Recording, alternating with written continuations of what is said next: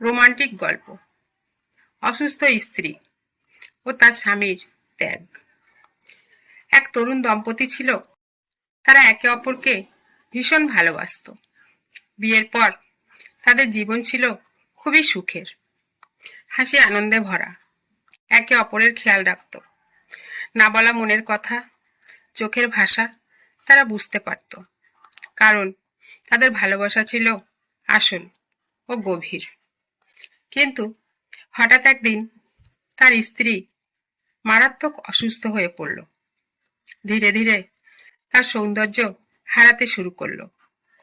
চুল পড়তে লাগলো, মুখমণ্ডল কালো হয়ে গেল, আর শরীর ভীষণ দুর্বল হয়ে গেল।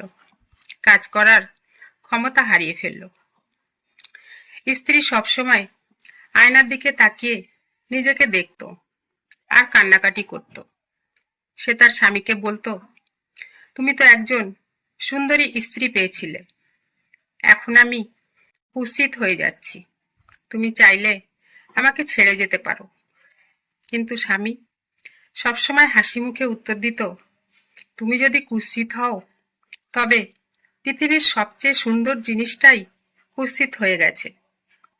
তুমি আমার জীবনের সবচেয়ে বড় অনুপ্রেরণা।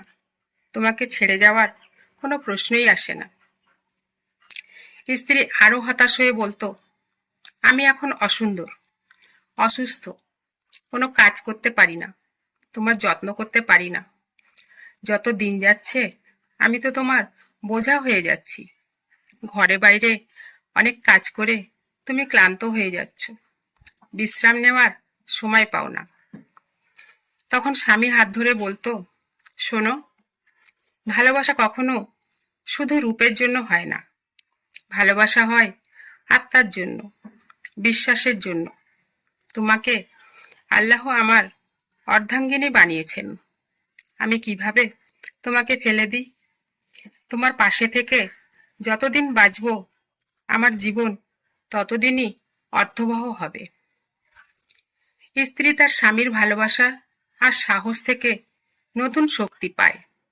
ধীরে ধীরে সে মানসিকভাবে সুস্থ হয়ে ওঠে এবং চিকিৎসার মাধ্যমে আবার আগের মতো স্বাভাবিক জীবন ফিরে পায়। ঝড়ঝামটা কেটে যায়, নতুন সূর্য উদয় হয়।